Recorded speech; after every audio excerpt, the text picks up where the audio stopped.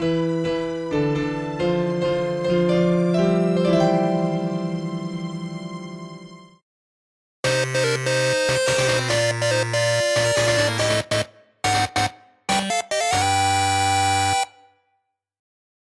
video is brought to you by the letter R.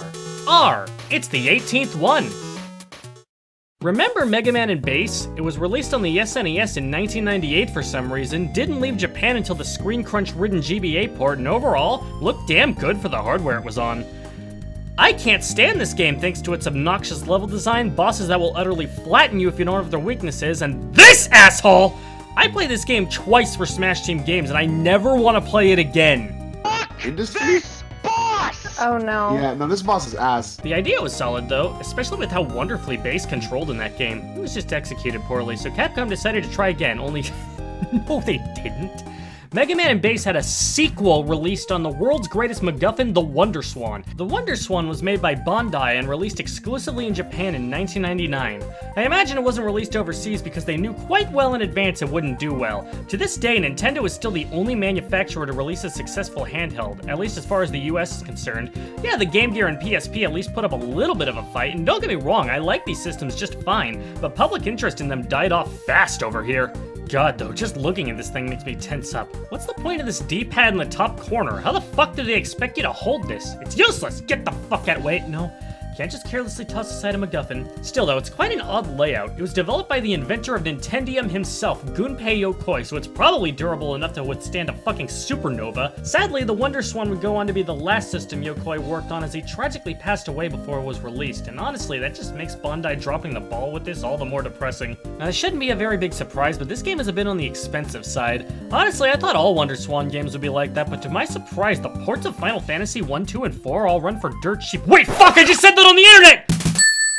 No! Anyway, let's take a look at this mysterious chapter in the Mega Man series. Alright, so the game's only playable in Japanese, so I had to look up the plot online, but basically this group of robot masters called the Dimensions start attacking, and they're led by this mysterious-looking robot who kind of resembles Mega Man named Rockman Shadow. He looks exactly like Quinn from the Game Boy games, but he's a different character, I guess? Mega Man goes out to stop him, and Dr. Wily sends Bass as he's curious who this robot is. To my surprise, it was not Wily all along this time around, though he did build Rockman Shadow, but that's in the future. Oh, that's right, Rockman Shadow is also a time traveler. He was a failed prototype of Quint who was abandoned by Wily. In response, he hit himself while he tried to repair himself and effortlessly took over the entire world in his time.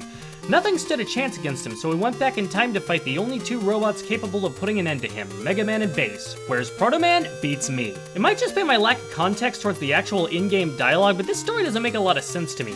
Rockman Shadow took over the world, but he wants to fight Mega Man and Bass so they can kill him? I'm sorry, what? Anyway, this isn't a novel, it's a video game. Story isn't crucial unless it's an RPG, so let's talk about the game. On paper, it's your standard Mega Man game. You go left to right, jump and shoot, fight bosses in the order of your choice, and steal their powers after beating them. But this game kind of feels like a bootleg more than anything else.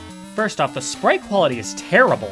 Mega Man looks like a cheap wind-up toy you'd find at the dollar store. You'd think this system would at least be capable of replicating the NES sprites, even the Game Boy could do that. And his animations suck too. Look at this. This isn't a determined sprint, this is a casual stroll through the park. Also, when he teleports in, he has this little dazed animation. What, did he get motion sickness from it? He's a robot. And Bass just does this stupid laughing animation when he enters the stage. The control feels super clunky, but the levels seem to be designed around it, so I guess that's okay. It still largely plays like a standard Mega Man game, so if you're playing as Mega Man, you shouldn't have too much of an issue. Bass, on the other hand, has been heavily neutered. He has all of his skills from the SNES game, but aside from his double jump, he's fucking useless. The rapid fire is much slower, so killing enemies takes 9 centuries no matter how weak they are, and his dash is mapped like Mega Man's slide thanks to limited buttons, which utterly cripples its utility. I wouldn't have minded double tapping forward over this, but whatever. Alright, so once you finish the intro stage, you face the Grey Devil, who I can only assume is called that because this game has no color.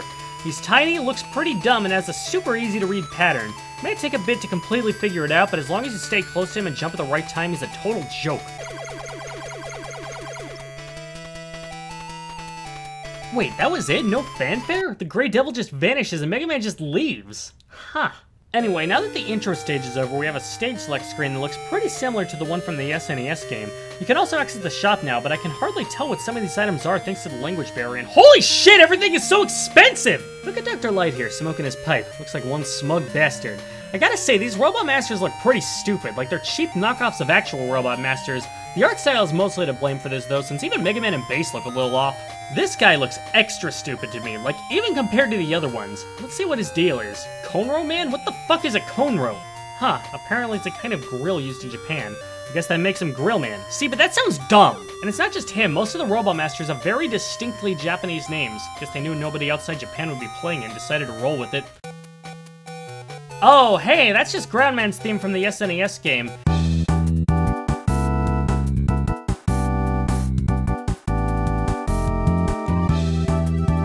Yeah, pretty much every song in this game is an 8-bit version of the SNES game's soundtrack. It's kind of like how Sonic Pocket Adventure almost exclusively used Sonic 3's music. Unlike that game, however, this just kind of feels cheap. I don't really feel like they spent much time making them sound nice and 8-bit and just simply stuck to the bare minimum. Wow, that fly looks really depressed. Listen, man, don't be afraid to take a sick day if it— oh, okay, he's dead. Also, this hand here exists to do nothing other than crush the ground in his grip. It's a thankless job, the pay is horrible, and nobody respects him for it. Whoa, Mets are pretty chunky in this game. No way! Yeah! So you can ricochet shots in this game, something I don't think you can do in regular Mega Man games, and it's really cool, but goddamn, depressed fly can't catch a break! Alright, here's the Grill Master himself. Like the Great Devil, his attack pattern looks complex at first glance, but once you've figured it out, he becomes a total joke. Also, I love how the Robot Masters you've defeated have unique defeated icons on the stage select screen. The Great Devil looks like he's going through an existential crisis. Alright, let's go after the next guy. It looks like his name is Aircon Man.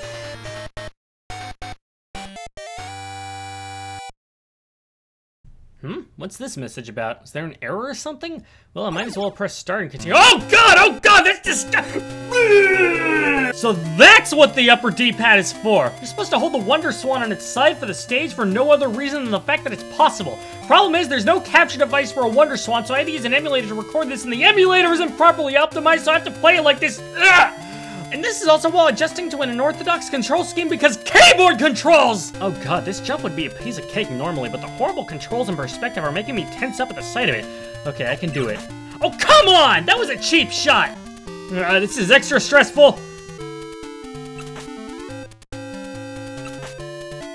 Who play tested this game? And here comes this mini-boss. It's a fucking joke with Bass because, you know. But with Mega Man, you have to bounce the bullets off these Mets, and there's 2 of them, and you have to time your jumps to dodge them as well as your shots so you hit their helmets without killing them, because if you do kill them, they respawn but fire out of sync, making dodging much harder, and the screen perspective is not making this any easier! Fuck this! Yeah, I'm calling it a day. With wacky shit like this, I'd almost rather play Mega Man and Bass on the SNES, and I hate that game. But even without that, it feels too much like a cheap ripoff for me to find any amount of actual enjoyment out of it. I can only really recommend this to die-hard Mega Man fans who are really curious, but if you don't want to suffer the way I did, you're gonna need to buy a WonderSwan as well as an actual copy of this game, and that can be pretty pricey. It's really not worth it. Oh,